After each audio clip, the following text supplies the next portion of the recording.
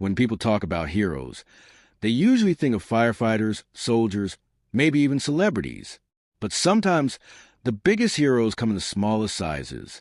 And today's story is about an 8-year-old orphan boy who changed the lives of thousands and saved one man in a way nobody expected. Liam Carter was only 8 years old, but he had already lived through more loneliness than most adults ever would. He was a quiet kid everyone in Ridgewood recognized, small, thin, usually wearing an old hoodie and carrying the same faded red backpack. He took everywhere. Liam lived at the Ridgewood orphanage, a place that tried its best, but never felt like home. Every morning, Liam walked himself to school along a forest path that ran parallel to the railway tracks. Most kids avoided that path, but Liam liked it. It reminded him of walking with his father before the accident that changed everything. Being alone didn't scare him anymore. It was all he knew. But on one cold, gray morning, something happened that would alter his life forever. As Liam walked along the trail, he suddenly heard a sound that froze him in place. A voice, weak, muffled, terrified. "Help! Somebody, please!" Liam's heart thumped. He looked around, unsure if he'd imagined it. But then it came again, louder, more desperate. He followed the voice through bushes and vines, slipping on damp leaves, branches snapping under his shoes. He pushed through one last thicket and stumbled into a clearing beside a railway track, and his breath caught in his chest. A huge man, a biker, was tied tightly to the rails. Thick ropes dug into his arms and chest. His leather vest was dirty and torn, and there were bruises on his face. The patch on his jacket read Iron Lions MC. The man struggled weakly and looked up at Liam with desperate eyes. "Kid, please. The train, it's coming. I can't get out." Liam looked down the track. The distant hum of the morning freight train vibrated through the air. Every morning at 7:10, that train tore through Ridgewood without stopping. It was fast, very fast, and it was getting closer. Fear punched Liam in the stomach, but something else rose inside him too, a memory of the night his father died, of waiting for help that never came, of people standing around unsure what to do. Not again, not this time. He dropped his backpack and sprinted toward the biker, tugging desperately at the ropes. They were thick and brutally tight. His small fingers slipped. His hands turned red. "Kid, run," the biker gasped.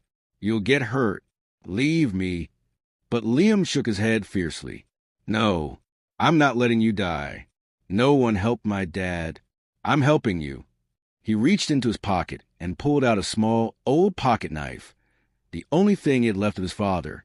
The blade was dull, wobbly, barely sharp, but it was all he had.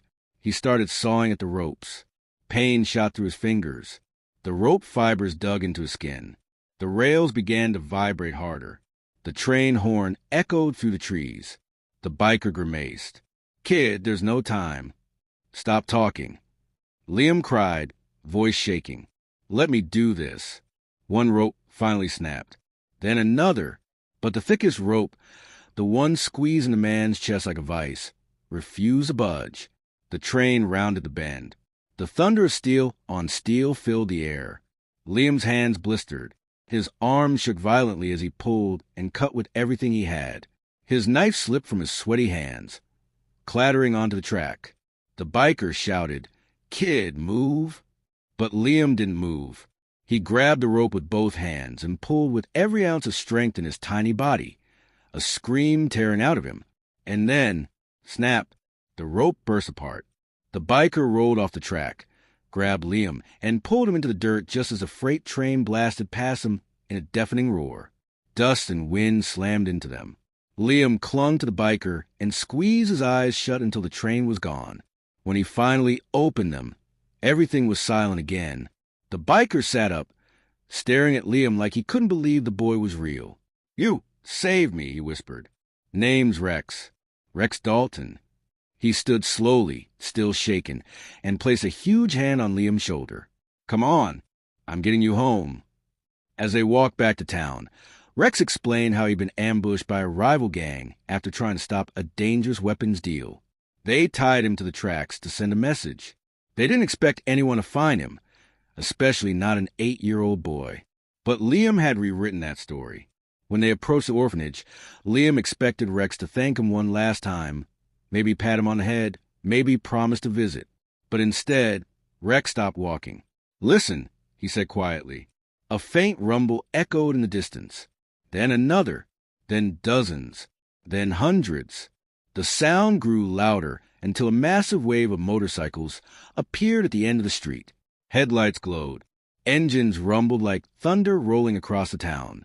People stepped outside in shock. Motorcycles filled the entire block. Not 10, not 100, not 1,000. Nearly 6,000 bikers. The entire Iron Lions Motorcycle Club. They formed straight lines across the road, engines purring in perfect unison. And at the front stood the club president, along with Rex. Rex put a hand on Liam's shoulder and raised his voice. "This boy saved my life today. He risked everything for a man he didn't even know. That kind of courage, that kind of heart, we honor it." The engines quieted. The entire street fell silent. Rex raised his hand. And in a massive, synchronized motion, every single biker, thousands of them, lifted their hands in the Iron Lion salute. The earth didn't shake from engines. It shook from respect. Liam's eyes filled with tears. For the first time in years, he didn't feel invisible. "You're one of us now," Rex said softly, "and you're not alone anymore." From that day forward, the Iron Lions visited him regularly. They fixed things at the orphanage, brought him food, took him on rides around town, taught him how to repair bikes, and look people in the eye without fear. Months later, after every inspection, interview, and legal check, Rex and his wife adopted Liam officially. When they walked out of the courthouse, the Iron Lions were waiting, all 6,000 of them, revving their engines in celebration. Liam climbed onto the back of Rex's motorcycle and held on tight as they rode home together on a highway filled with bikers surrounding them like a protective wall. Not as strangers, not as hero and rescued, but as father and son. Every year after that, on the anniversary of the rescue, the Iron Lions returned to Ridgewood, engines roaring, hearts full, not to celebrate Rex, but to honor the little boy with the red backpack, who refused to walk away and ended up changing thousands of lives. Thanks for being here. If this story gave you something to feel or something to believe in, consider subscribing to The Healing Narrative, and please like and share to help us heal the world one story at a time.